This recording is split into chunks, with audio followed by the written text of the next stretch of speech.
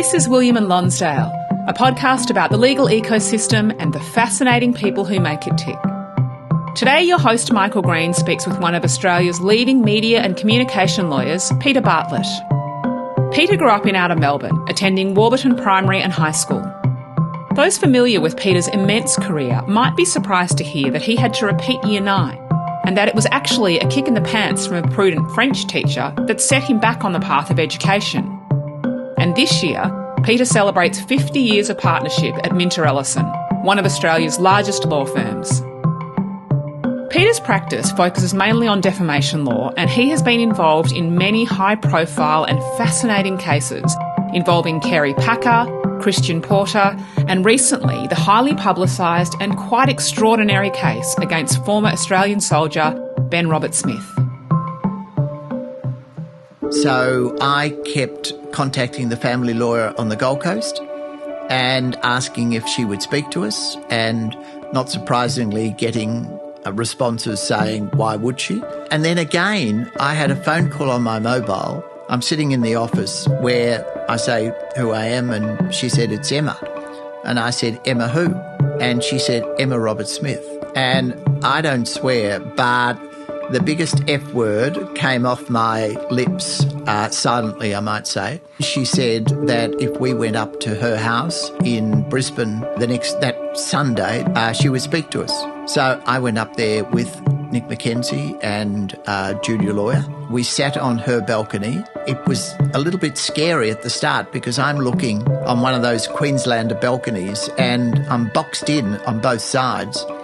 And I'm thinking, Ben Roberts-Smith is due to deliver the children back to this house later today. If he comes early, I'm stuck with nowhere to go. But again, she was very brave and extraordinary.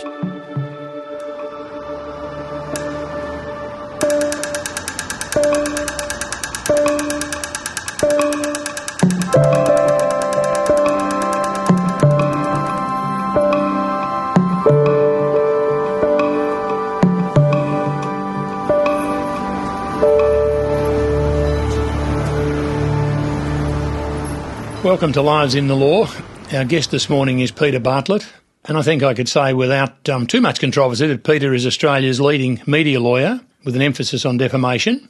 Peter, to start, tell us about your practice. What sort of a practice does a media lawyer have? What do you do? Well, Michael, first, it's great to be here. I think I do have one of the more interesting practices in the country. I act for a lot of the major media companies. I act for a lot of government departments, politicians, which can be a challenge, major corporates where they have reputational issues. So every single file is a huge challenge. In acting for all of those entities, it's in the area of media or defamation or reputational issues, nothing commercial or general commercial. No general commercial litigation at all. So I am basically a litigator. I do a lot of pre-publication work. Over my career, we have always done the pre-publication work for the Melbourne Age, for example, newspaper. The firm has acted for the Melbourne Age since 1863, which is remarkable, probably one of the longest that any law firm can identify a particular client. So my entire career, I have done pre-publication work for the Age 24/7. More recently, they've appointed in-house lawyers, so we still do that work at weekends and public holidays. And there are a couple of other online publications that we still do the online pre-publication advice for. Thank you. And you've been involved in many high-profile defamation cases, which we'll get to later in our conversation. Mm-hmm. So let's take us back to the start. You grew up in Warburton in the Yarra Valley. Tell us about your family and your schooling. Typical upbringing in the, 50s and 60s, I'm guessing? In the 50s and 60s, I went to Warburton State School. When I was in grade 6, the higher elementary school burnt down. So for 1, 2 and 3, we were in the mechanics hall. Others were in the Masonic hall. We would walk a mile to the football oval for recreation. My class was actually on the stage at the mechanics hall. So This is for 3 years? 3 years. So we were, just shy of 3 years. But let me go back that my class was on the stage in the mechanics hall and we had the big stage curtain between us and all the classes down in the body of the hall. But when I was in year 3, they built the Upper Yarra High School at Yarra Junction, which was 5 miles down the road. So we then went to that school, and I finished there in year 12. Driven by your parents from Warburton to Yarra Junction, or was there a train or something, or bike? Well, there was a train, and I remember greeting the Queen when she came to Warburton by train, which was remarkable. I remember standing in front of our house next to the railway line with my sister and a friend with our goat, with an Australian flag draped over it, and it actually got into the Melbourne Sun newspaper on the Queen's visit. But no, when the school opened at Yarra Junction, there was a bus that took us to the school. Very, very different to school life today. Did high school at Warburton in the Mechanics Hall, wherever you were doing it, Peter, did it run smoothly? You just went straight through and Form 1 to Form 6 and Commonwealth Scholarship and out the door? Well, that sounds very smooth, but actually it wasn't quite that smooth. I enjoyed my time at school, but I did repeat year 9, which was a huge shock to the system. And it was interesting that my French teacher actually came to my home and spoke to my parents and said, this guy needs a kick up the tail. And he then said to me, the way you're going to be sweeping the streets of Warburton for the rest of your life. You need to pull your finger out and start working. I'm not sure he used those exact terms, but he certainly said, you will be sweeping the streets of Warburton. And so then that made a huge change in my outlook. And so I did put my head down and still enjoyed the high school, Upper Yarra High School, was a prefect there and very active in golf and those sorts of things. But that talk from that French teacher turned me around.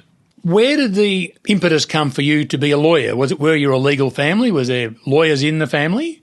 Was it a path that you'd always seen in front of you? I don't think I had ever met a lawyer. I didn't really know what a lawyer did. But I had a very influential aunt who took the view that there were basically only 2 main careers. One was medicine, one was law.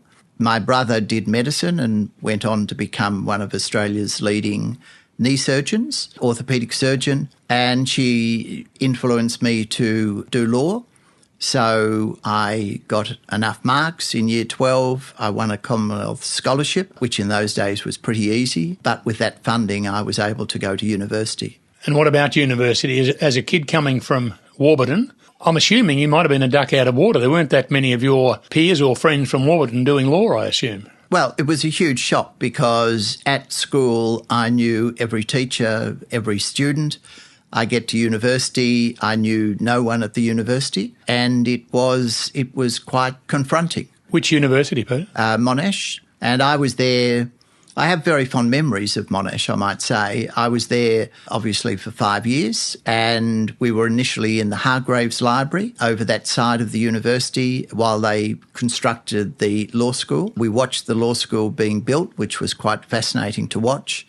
We then moved into the law school, I think, in about year 3. I was there during the Vietnam War, during all of the moratoriums. Albert Langer was making his speeches between the Ming Wing and the Union. I remember seeing the landing on the moon on a television in the Union building. We used to have wonderful debates in the Union over coffee after coffee after coffee. So I really have fond memories of Monash. Peter, you've talked about Monash in the 60s and 70s, very highly political. Did you participate in those things? Were you a part of the very active social and political life at Monash at the time? I was an observer. I did not participate in demonstrations. I did not go to the university students' parties at weekends and things. I went back to Warburton. Most weekends I would work in my mother's drapery shop in Warburton. At other times I would deliver the mail for what's now Australia Post, or on a Saturday night work in the telephone exchange, putting people through to different lines in the town In those days, I think we had phone numbers of something like 124. My phone number was 124, my parents' place, and I would connect people when calls came in at night, right through the night. And this was to fund your way through university. The Commonwealth Scholarship was paying for your tuition, or most of it, but to pay for books, to pay for lunch in the cafeteria, etc., this is what you did. This was funding, assisting to fund me staying at university. I was staying with my grandmother and aunt and uncle in Malvern and not paying any rent. I might say I'm a little embarrassed to look back on that period because when I started work, they charged me $10 a week full board, and I think I was still with them after I'd been a partner for 3 years, still paying $10 a week full board. You should be embarrassed. From Monash, you get your articles. How did that come? I mean, articles, my recollection and my own experience, articles weren't difficult to get back then. They were sort of a given. Everyone got articles. How did you get your articles? Well, I had no idea what articles were. As I say, I had never met a lawyer, but it was extraordinary that my brother and father played golf at the Flinders Golf Club Easter tournament, and they were drawn with Michael Winnicky, who I'd never heard of, and Michael suggested I come in for a coffee. So I went into then 95 Queen Street in Melbourne for a coffee and met him in first term, first year of a 5-year law course, and he offered me articles. So I go back to law school and talking to all of these kids that have gone to Scotch and Grammar and St Catherine's and Genazzano and whatever and said, I've got articles. And no one could believe me because it was unheard of to even think of articles first term, first year university. And maybe for the younger listeners, you might explain where Michael Winnicky and his family sit in Victoria's legal landscape, or sat. Well, Michael was an absolute blue blood in the legal fraternity. His father was Chief Justice and went on to be Governor of Victoria. His brother was a famous footballer and went on to become President of the Court of Appeal. And Michael was a senior partner in the firm of Gillott, Moyer and Winnicky. And so what were articles like for you? Coming out of studying, where in my experience there wasn't much practical experience of the law, did you enjoy your article? Did you get some responsibility? Well, I thoroughly enjoyed articles. It was a very unusual change in lifestyle to be going into the office and putting on a suit every day. And so it took a lot of getting used to, but I think that I was thrown a lot of work. I did a lot of crash bash type files, and so I was having multiple hearings in magistrates' courts all over Melbourne each day, which meant that I had to get my systems and priorities under control to make sure you don't miss a hearing, you don't miss a deadline. Then I started to do a lot of workers' compensation work, and that meant by that stage we were in 500 Collins Street. So I would walk out the back of that building to Marland House in Burke Street, where the Workers' Compensation Board was. And again, we would have 4 or 5 hearings a day, so it was very, very busy.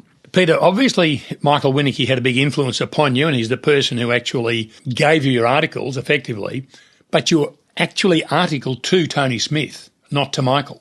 I was actually articled to Tony Smith. Who was a senior partner. Tony was a senior partner, and the two of them were really chalk and cheese. Michael Winnicky had the best personality of anyone I've ever met. He knew everyone in Melbourne. He could talk on an equal level to the poorest person in the state and also the Queen of England. He was remarkable. I could not speak more highly of him, and he was very well regarded in the legal marketplace. Tony Smith was intellectually brilliant. He was in charge of the defamation practice, the media practice in the firm, and was a brilliant lawyer. Technically brilliant, good commercially, a good commercial nose, a very, very impressive lawyer. He, of course, then became very interested in Law Institute of Victoria politics and went on to the Law Institute Council and became president. He then became very interested in Law Council of Australia politics, went on to be president.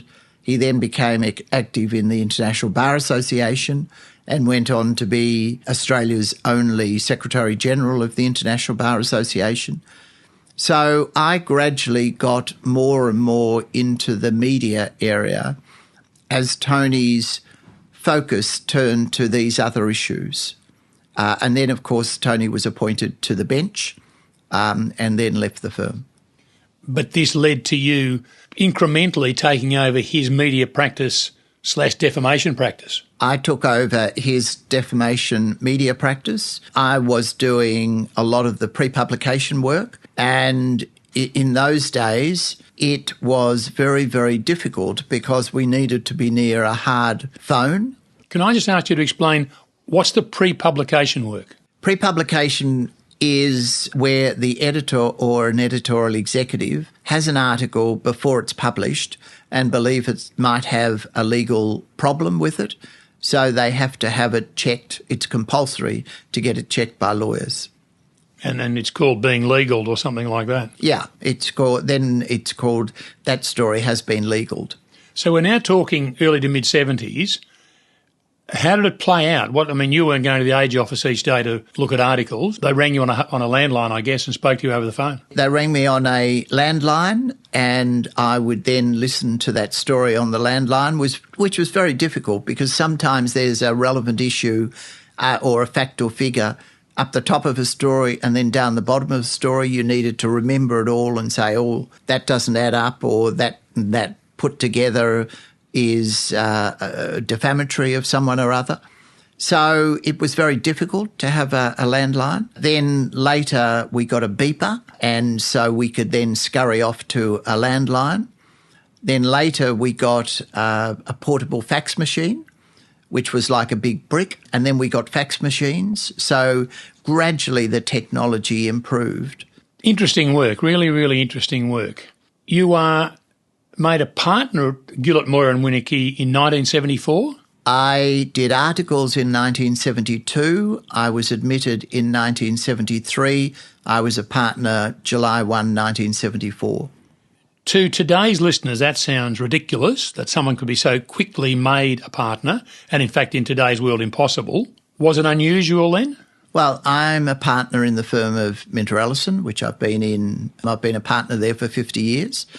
But now it would be on average 36, 37 years of age before a partner is created. It was very unusual in those days. Even in those days, there were senior associates and associates within the firm above me. It was quite extraordinary, really. I had never focused on partnership, but I was living with, as I say, my grandmother. I got a phone call about 10 o'clock at night from Michael Winnicky asking me to come over to his place, which was very unusual. I went over there and he offered me a partnership, and I didn't realise the consequences of that. It meant that obviously I had to pay for capital and work in progress. I had to mortgage my parents' house. Then, of course, it was the best decision I ever made. But a risk when you're mortgaging your parents' house. They were extraordinary. I remember driving down with them to Lilydale and going into the ANZ bank manager's office, and it was not difficult. It was difficult. He was not initially going to lend us the money, and I'm thinking, well, I don't get a partnership unless I come up with this money. And he eventually agreed, and the money was forthcoming. It's a story that could only happen then, I think. I doubt it could happen today, but maybe it does. Maybe when people are offered partnerships today, they go to their mum and dad and well, no, and the bank manager. No, because these days, certainly in our firm, no new partner pays for capital or work in progress. So they now come in on a lower percentage of the profits and then build up over time. And that sounds a far more comfortable way to do it than mortgaging your parents' house. Absolutely, absolutely. Now, when you say our firm now, of course, that's Minter Ellison, which is Australia's largest firm. Gillett, Moir and Winnicky were an old establishment firm. Basically, if you didn't go to Scotch College, you didn't get a job there. Well, unless you were Peter Bartlett. I was the exception. Most of the partners traditionally had gone to Scotch College. So how do we go from this establishment firm in Melbourne to what is today Minter Ellison, a huge Australia-wide, in fact, international firm? What were the mechanics? How did it occur? Why did it occur? Well, it was interesting, really, because into the 80s, Gillott, Moir and Winicky had an amazing quality client list. But it was clear that the firm was vulnerable because of takeovers, because of general counsel in a company can change and the new general counsel want us to go over to a law firm with their mates or whatever. We were vulnerable because we were quite small. So I remember raising with the partners in the middle 80s that we should start looking at amalgamation. And we did have discussions with a couple of firms, but they were not appropriate firms for us. But then we heard that Ellison, Hewison and Whitehead, a Melbourne firm, and Minter Simpson, a Sydney firm, were in discussions. So we then approached them and they were very interested in talking about a three-way amalgamation. So I led the discussions on behalf of Gillott's, then Gillott's because Michael Winicky had left. And in 1987, Ellison, Hewison and Whitehead, Gillott's and Minter Simpson amalgamated. I might say I was then on the board of the firm for 20 years and served a couple of terms as chairman and saw the most extraordinary growth. In some ways, growth is not that difficult if you're prepared to have growth for growth's sake. But to have growth and to have cohesion as an entity and to have one overriding culture that everyone abides to, I think would be a much harder thing to achieve. How did this firm with offices across the whole of Australia become a cohesive entity? Well, first of all, we focused on quality. So it was only a Melbourne-Sydney firm in 1987. And then we amalgamated with Morris Fletcher and Cross, the largest and best firm in Queensland. We then associated with Baker O'Loughlin, the largest firm in Adelaide, Northmore Hale, Davey and Leake, the largest firm, one of the largest firms in Perth. And so we brought together quality lawyers from all around the country. And you talk cohesion, it's very interesting that our largest two offices are Melbourne, Sydney, but we have never had a Melbourne vote against Sydney or Sydney against Melbourne, so that there is always collaboration between the partners in the firm. There's a lot of cooperation. All of our systems are similar, exactly the same. We have regular partners meetings in each state or nationally. So there is cooperation, coordination, collaboration. And as well as the top lawyers or excellent lawyers, you need to really have good people who everyone buys into that overriding culture. Yeah, so you need a board that all the partners respect, that when I started work, we all voted on every single issue. We had a big say in every single issue. With 1,800 lawyers, that's impossible, so you need to rely on those partners that you elect to make the right decisions for you. Lives in the Law is proudly sponsored by City Maps Illustrated. Their recent publication, The Melbourne Map, is a celebration of our wonderful city. This stunning, hand-drawn illustration, which took more than 3 years to create, is available as an art print, jigsaw puzzle and calendar. The perfect acquisition for your home, office or corporate gifting.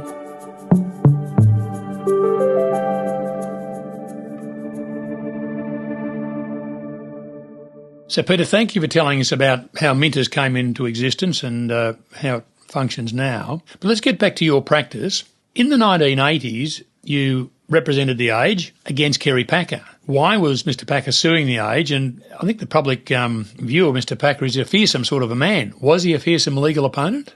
Fearsome. And his lawyers, Allen and Hemsley, fearsome. But actually I came across Packer twice. The first time was during the Costigan Royal Commission, where there were allegations relating to goanna, and that was a real challenge, and we were getting letters late at night from Allen and Hemsley threatening to sue if we published.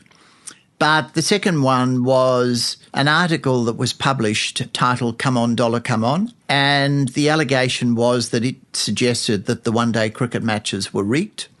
This is at a time when there'd been the break-off from Cricket Australia, and there was Kerry Packer had his own cricket competition, which all of them senior players were playing in and weren't playing for Australia. Absolutely.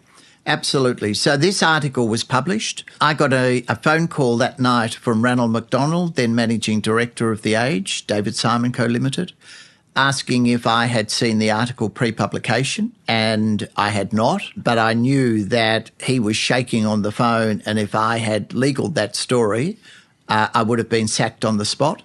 Kerry Packer had told Ranald McDonald that he was going to take The Age for every cent it had. We being The Age, received 30 separate writs in the Supreme Court of New South Wales. Every West Indian cricketer, every Australian cricketer, Kerry Packer and some hangers-on. The court decided that the Clive Lloyd case would be the test case. That went to court in the Supreme Court of New South Wales. Clive Lloyd was awarded $100,000. We appealed. So damages for defamation. Damages for defamation. We appealed and won the appeal before the Court of Appeal of New South Wales. They then appealed to the Privy Council in London. It was one of the last Australian cases to go to the Privy Council.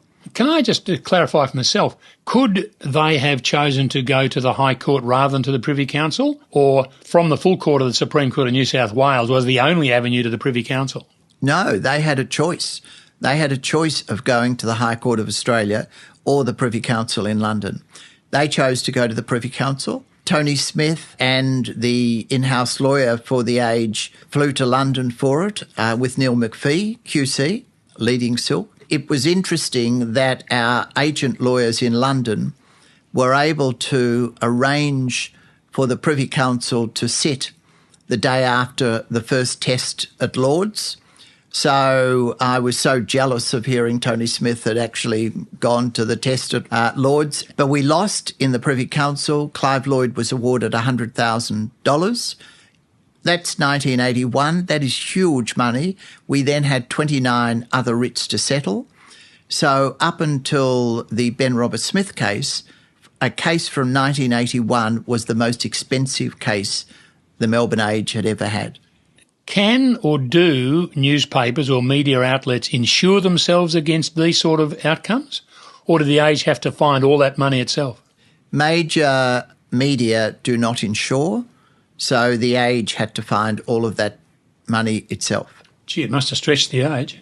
It stretched The Age, and in fact we also, in 1981, had a bad contempt case, and that also cost a lot of money, so it was a very bad period. And the relationship, though, endured and endures to this day. It's an amazing relationship. You know, when I started work and we would look at articles before they're published, the reporters would filter the amount of information they told you in the hope of getting the article approved and published. And, of course, that led to a lot of trouble and writs and cost and expense. But now it's a team relationship. So it's fully frank before publication because the consequences of a writ these days, the costs of the defamation actions these days are horrendous, and so it's more a team effort.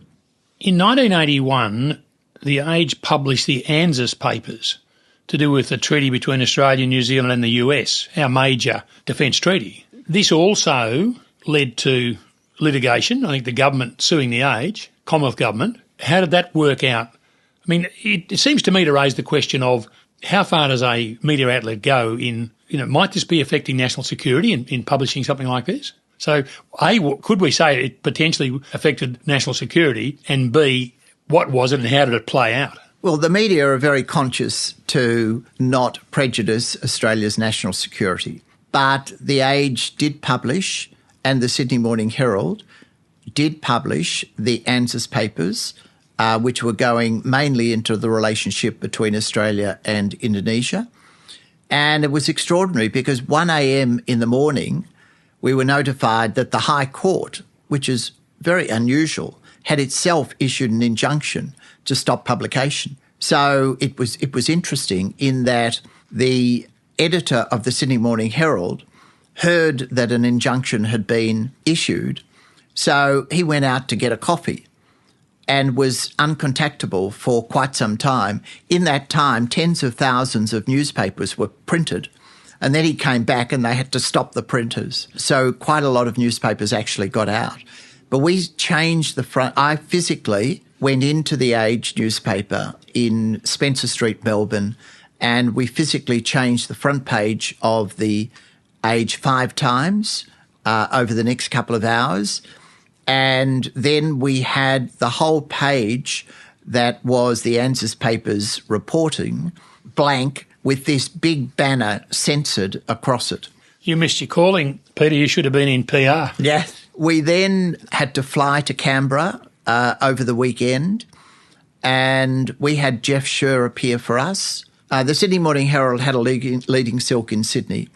Jeff Scher was brilliant, and the Commonwealth had sought the injunction on 7 bases, and we won 6 of those. The only one we went down on was breach of copyright.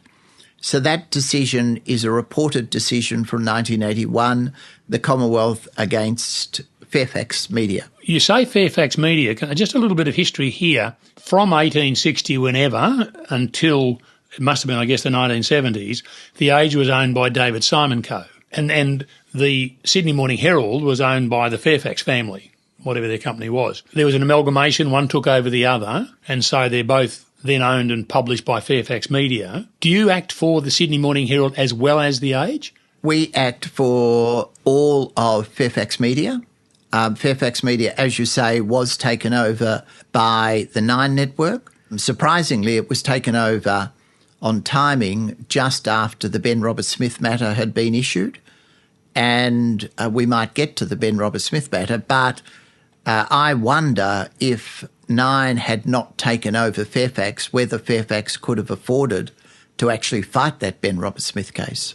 Maybe we won't get to it now, but I'm interested to talk about it and hear how that played out. I'm also interested in twice the police raided the Age offices with search warrants. Why would they do it? Were you able to bring legal action to protect the Age against these search warrants? Or did you have to have other strategies in place in that sort of circumstance when the police are actually walking in the door with a search warrant saying we're going to take whatever we want to take?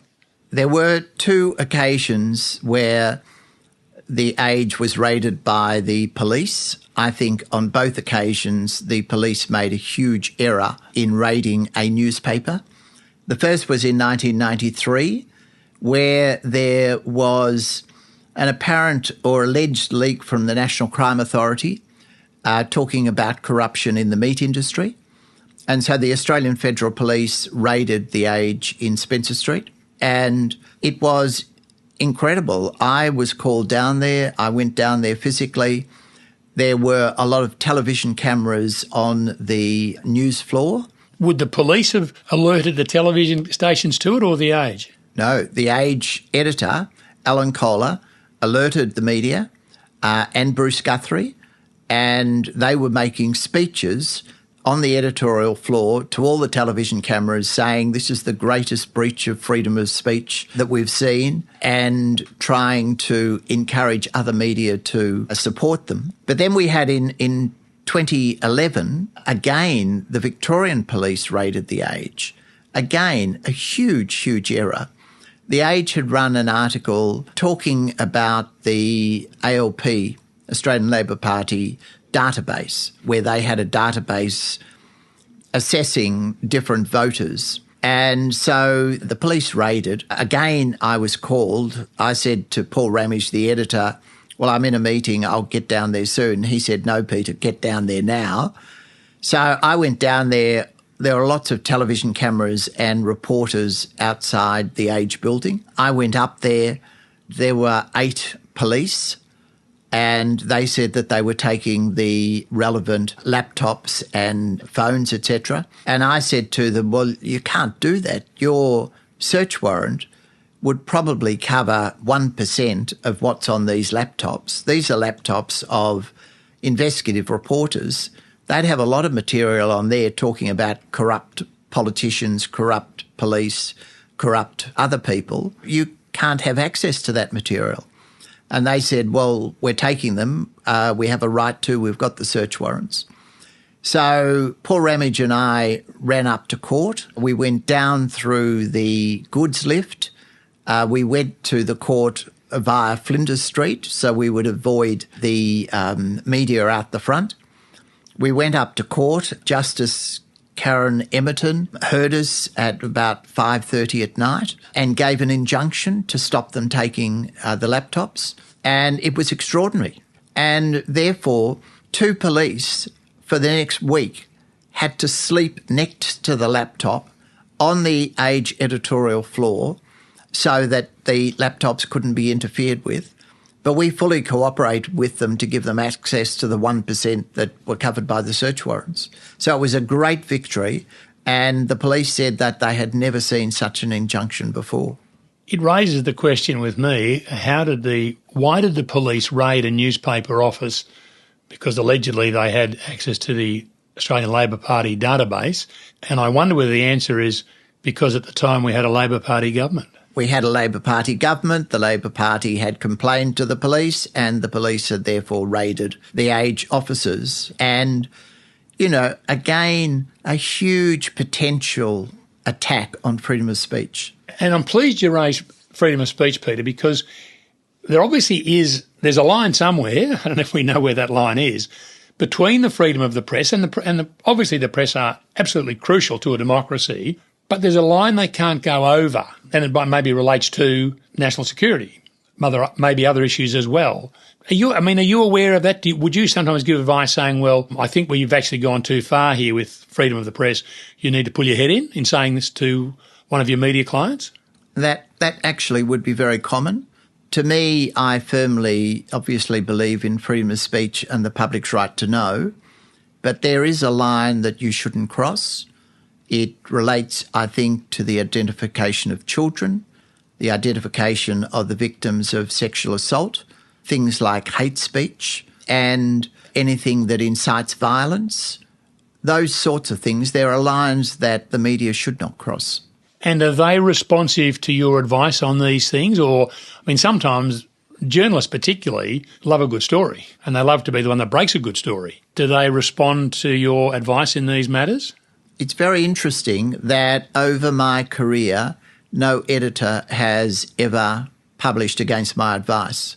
The editor will debate and debate hard, but when the editor knows that that is my view, no editor has ever published against my advice.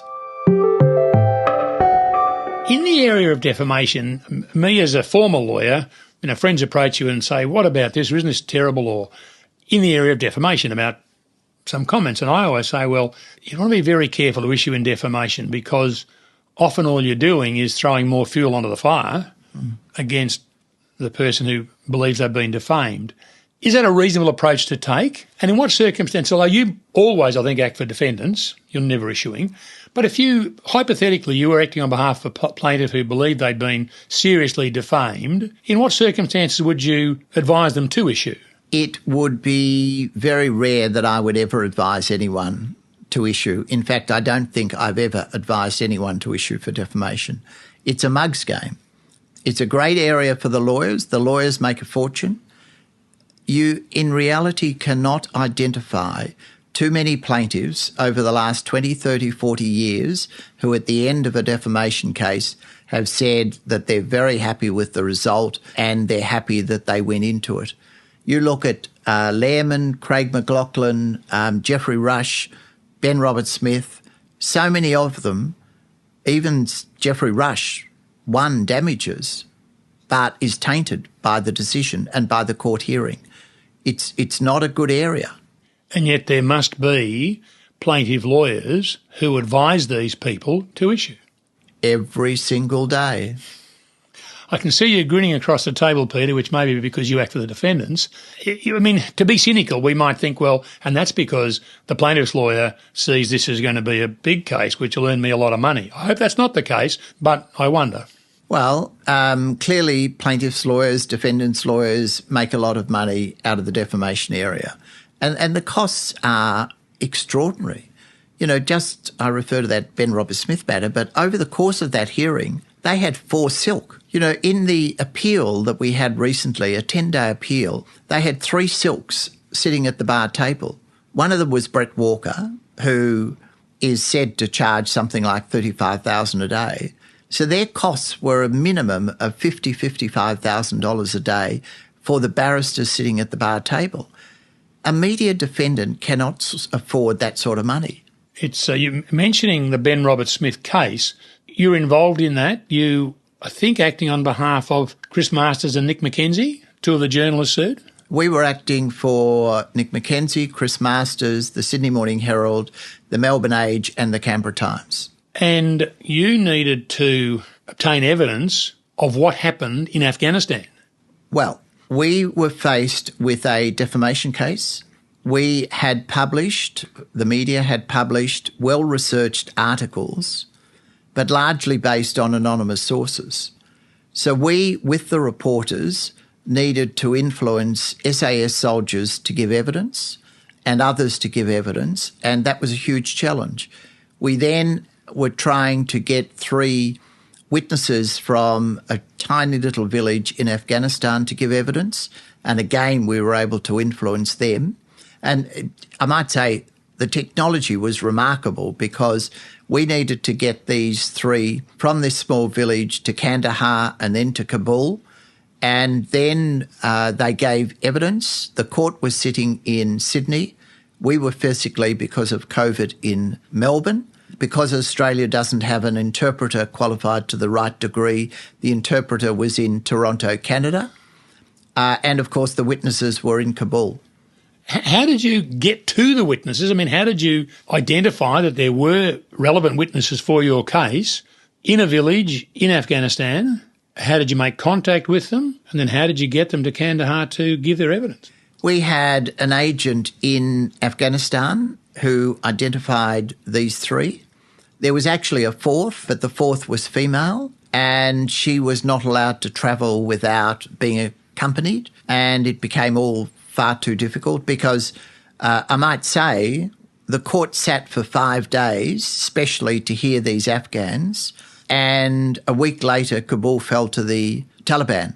So we were very lucky to get these 3 witnesses, and they gave very credible evidence that was accepted fully by Justice Besenko. And do I remember that there was a personal investigator who gave evidence on your behalf as well, or on behalf of your clients? There was. I actually was told by one of the reporters his contact details. He lived in Brisbane. I kept texting him and phoning him, and he was not willing to cooperate with us at all. But then I received this text saying, well, if you're in Brisbane tomorrow, I'll speak with you. So we flew up. I took one of the young lawyers and flew up to Brisbane. This investigator was extraordinary because he told us and gave evidence, which was accepted by Justice Besenko, that he was engaged by Ben Roberts-Smith. He had sent threatening letters to some of our witnesses. He had phoned Ben Roberts-Smith's girlfriend. He had filmed her coming out of a hospital. She said she was pregnant. So Ben Roberts-Smith had her filmed coming out and then presented her with this film to say, well, you don't look to me as if you had an abortion, so questioning whether she was ever pregnant. So this investigator gave valuable corroborating evidence for us. And what about Emma Roberts-Smith, Ben Roberts-Smith's wife or former wife? Again, very interesting. Emma Roberts-Smith, Emma Roberts now, was down to give evidence for Ben Roberts-Smith, but I was aware of the identity of her family lawyer. So I kept contacting the family lawyer on the Gold Coast and asking if she would speak to us, and not surprisingly getting responses saying, why would she? And then again, I had a phone call on my mobile. I'm sitting in the office where I say who I am, and she said, it's Emma. And I said, Emma who? And she said, Emma Roberts-Smith. And I don't swear, but the biggest F word came off my lips silently, I might say. And again, she said that if we went up to her house in Brisbane next Sunday, she would speak to us. So again, I went up there with Nick McKenzie and junior lawyer. We sat on her balcony. It was a little bit scary at the start because I'm looking on one of those Queenslander balconies and I'm boxed in on both sides.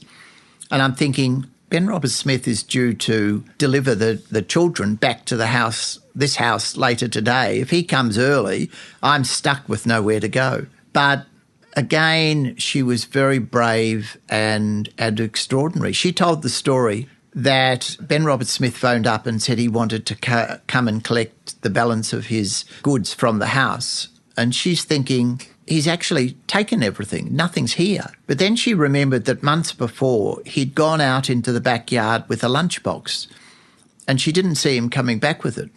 So she thought, oh. So she went into the backyard and found some disturbed soil near the tap, dug up this lunchbox. It had 7 USBs in it. She was so bright that she went and copied the USBs and then reburied them.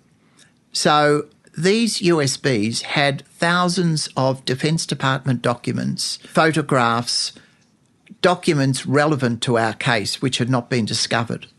So again, Emma gave this evidence, strong corroborating evidence for what we were saying. For a case like that, you must have had an enormous team. I mean, to go through the documents on those USBs, you must have had an enormous team of lawyers working with you. Well, no. It was very interesting. In fact, yesterday I had a discussion with the cost assessor who's now seeing what costs we can recover from Kerry Stokes and Ben Roberts-Smith. And he said how amazingly tight our team was. So we had a team of about half a dozen core lawyers. Every single lawyer was under 30 when they joined the team. So that, again, kept our costs down. But I think after the case was over, I sent an email to 36 people within our firm who had assisted in different ways. But the vast majority of those were receptionists, IT people, photocopy people, people who would take the Defence Department trolleys up to court every day, those sorts of things. But the core team was quite tight. But I might say all quality. And so remind us, how did the case play out and what's the current position of the case? Is there likely to be an appeal? So the case went for 110 days, the trial. I swore something like 30 affidavits. I got cross-examined twice on different issues. It was the hardest fought, most challenging case I've ever seen. Unlimited resources were thrown at us by Ben Roberts-Smith and Kerry Stokes. We were getting notices to produce subpoenas almost daily, to the degree that I called a meeting of our team and said, all our time is reactive. We're just spending all of our time finding these documents and things that we have to find under notices to produce. We've got to get on the front foot. So then we did the same thing to them. So we were sending so many notices to produce so many subpoenas, and we actually beat them at their own game. And it's now finished, no more appeals. It's been put to bed. Justice Vasanko delivered judgment on 1 June 2023, which I might say I was in Iceland and watched it at 4 a.m. in the morning. And then the Fin Review ran an article saying, headed tears in Iceland, because when I heard the judgment decision, I just burst into uncontrollable tears. Not surprised, and we obviously had the most comprehensive win. Not surprisingly, Ben Roberts-Smith, with the unlimited resources available to him, appealed. That was heard by 3 judges of the Federal Court in March 2024, and that decision is now reserved. I think that we will probably not get a decision from them for, possibly September or October 2024. If we were to win, it wouldn't surprise me if they try and get special leave to the High Court because of the resources open to them. It certainly is a saga.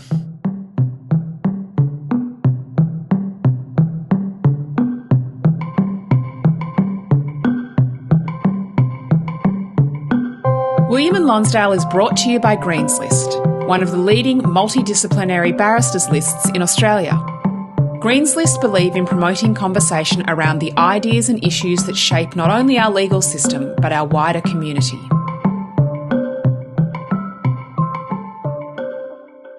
I'd like to just pursue a few more general topics, Peter, maybe to round things out. I'm assuming when you started doing your media work, defamation work, you were always appearing in the state courts, basically the Supreme Court. In recent times, we seem to see more defamation actions issued out of the federal court. Why the change? Why are plaintiffs choosing the federal court over their local state court? It's an interesting question. I think in the 80s and 90s, Kerry Packer actually sued other media a number of times. And he would sue in the Australian Capital Territory Supreme Court because they didn't have juries. Supreme Court of Victoria, Supreme Court of New South Wales have juries in defamation cases. The federal court does not. So now the vast majority of cases are issued in the federal court in Sydney, very few in Melbourne, most in Sydney. So most of my cases are actually in Sydney. And I think, number one, there are no juries. Number two, they tend to have a list of judges who are experienced in the defamation field. The federal court operates very efficiently. They have case management, regular case management. They, in most cases, have a court-ordered mediation, and you tend to get on for trial in a reasonable time. And so plaintiffs prefer it as a jurisdiction? Absolutely. Going back, so you're starting in the media world as a lawyer in the 70s, mid-70s. I assume at that time most media work and defamation particularly arose out of newspapers, not even out of television stations. In your time, 50 years coming up in a few months, you've seen it go from newspapers alone to then television to now social media, which, is huge. Has that affected or changed your landscape, your working life, the fact that a main avenue for publishing information is social media? Has that affected how you as a media lawyer work? Well, you're correct in saying that things have changed very significantly. So initially, most publications, most defamation actions were against hard copy media. Television and radio were not sued as much because I think it was a fleeting mention that was then gone, whereas the hard copy someone could look at and get more and more annoyed and approach lawyers. We now have social media, so a large number of the defamation cases are now related to social media. It's a real issue for the courts because a lot of the people involved in those cases are not represented by lawyers, so that puts a lot more pressure on the judge. But defamation cases relating to social media are very common. A huge challenge, obviously, is that a lot of posts on social media are anonymous and it's very difficult to identify who is actually posting that defamatory comment.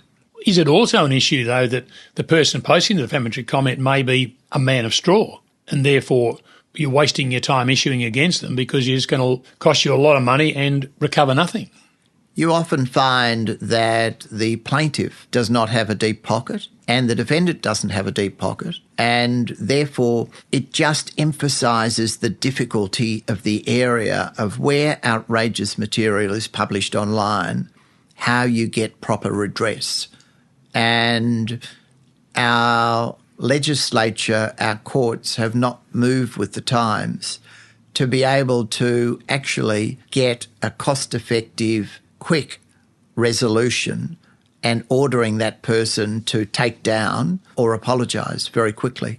I would have thought, Peter, that the real issue is not the individual person who's made the defamatory comment, but the publisher who allows a defamatory comment to go onto their platform. Can a plaintiff get redress or force a publisher to stop publishing? Well, that's a huge challenge. The reality is that most of those publishers, the Googles, the Twitters, the Facebooks, are US-based. So you can sue and get a judgment in Australia but no US court will recognise an Australian defamation award. So there are huge challenges. There are online procedures where you can try and get takedown, but as everyone knows, it's a huge challenge to actually get takedown. And as you say, our legislatures are a fair way behind the curve. Absolutely. Is artificial intelligence going to make any difference, or is it just another form of social media? Just another form of social media, I would have thought.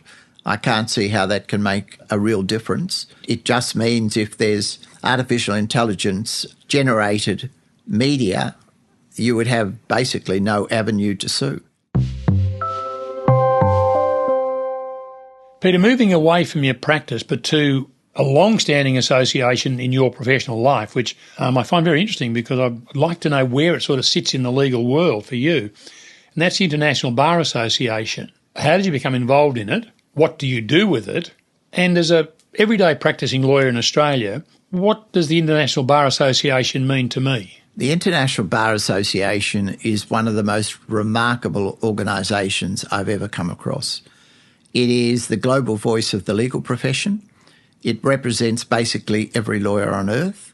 Tony Smith became interested in the IBA many years ago and went on to be chair of the media committee of IBA. He raised my interest in it. I went on to be chair of the media committee of IBA. I then went on to coordinate the intellectual property communications technology section of IBA. I then went on to become the first chair of the legal practice division of IBA since 1947 to come from the Asia Pacific region.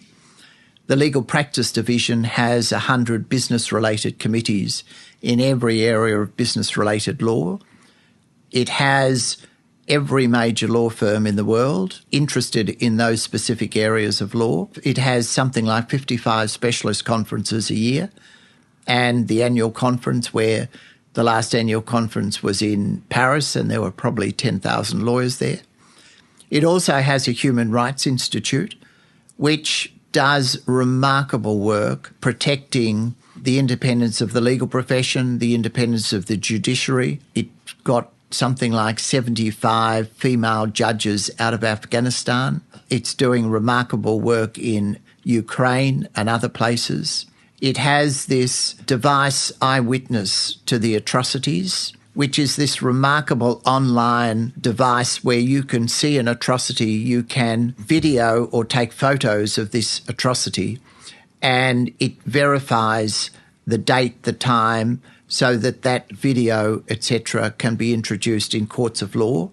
And it has been introduced in courts of law in The Hague, in Nigeria, in Kenya, in other places where atrocities happen. It then has the Bar Issues Committee, which is basically has as members every bar and law society in the world. And so they look at all of the similar issues, legal aid and pro bono and all of these other issues that are relevant to every bar and law society, and try and find a better way to handle those issues.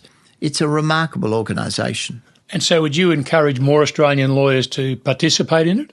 Absolutely. It is, you actually become a far better lawyer. So for me, a media lawyer, I have liaised with the best media lawyers in the world. They cover every single day problem issues that come across my desk every day, and you talk about how they deal with their issues, and you can adopt the things that appeal to you and ignore the others, but you become a far better lawyer. It also raises for me the question, Peter, of an average working week for you. How many hours does it entail? Well, I have to be very careful in answering this because I fear that I want the truth. I fear that my wife might listen to this podcast. But going back to the IBA, for example, there are very few Australians that get to the top of the IBA because of our time zones. So all of my meetings would be at 11 p.m. or midnight or 1 a.m. after a full day's work.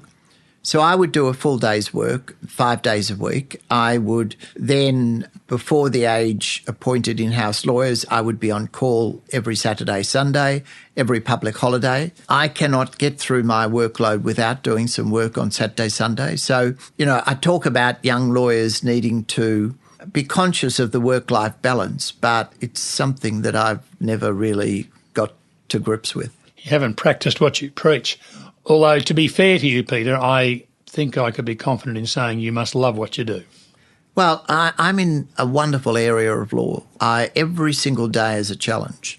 Every single day is a challenge. Every file is a challenge. It's a wonderful area of law. I have been very, very lucky, and that luck goes back to the Michael Winnickys and the Tony Smiths who got me into this law firm and got me into this wonderful area of law.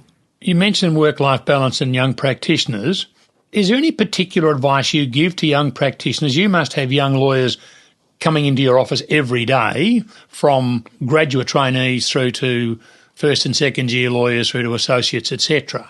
What do you tell them? What can you pass on to them from your experience to help them be better lawyers and have a better life? Well, I think it's a wonderful time to be entering the legal profession. It's obviously changed a lot over my time, but I think that the things for younger lawyers to focus on are, number one, that you're learning every single day. So that if you ever, and I tell my team, if you ever start believing your own publicity, then your career is about to go down. So don't ever believe some gushing article that might be published saying how good you are, because it's all PR nonsense, really. I think that it's a huge benefit if you can get a mentor, someone who's been in the profession for some time and can tell you how they operated and what you should and shouldn't be aiming to do. I think the networking is very important. You need to go to, number one, you find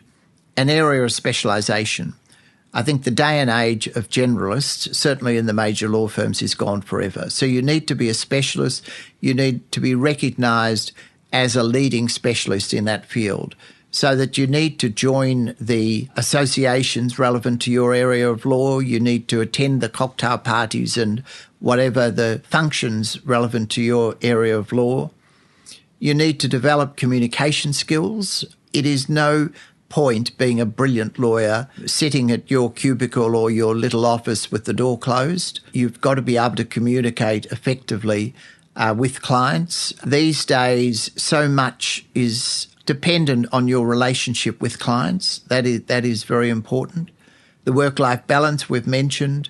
Ethics and professionalism, I think, is crucial. You should never lose sight of that. The developments in technology over my career have been remarkable. It's hard to believe that there could be so many similar developments in the next 50 years, but you need to keep up with all of the developments in technology. Client management is challenging, even more challenging these days because of, again, technology, that in the old days you would send a letter and you might get a response in a week. Now you get an instantaneous response from the client. And I think finally, patience and persistence. If you aim to be an associate tomorrow and a senior associate the next day and a partner the next day, it's not going to happen. You need to be patient and work hard. To me, I think for a partner in a law firm, you need to be very good, but you need to be lucky that you're there at the right time.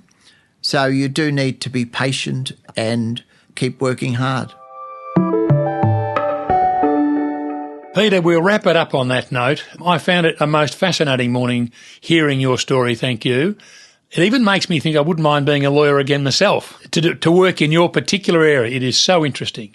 And so thank you on behalf of everybody, and particularly on behalf of young lawyers who will be listening to this program to hear about not a common area of law, an area which is slightly unique, and how it operates. It is so interesting. Thank you very much. Michael, it's been a pleasure. I might say I would love to have my time over again, because there are so many interesting, challenging areas in law at the present time. So for those young lawyers, good luck.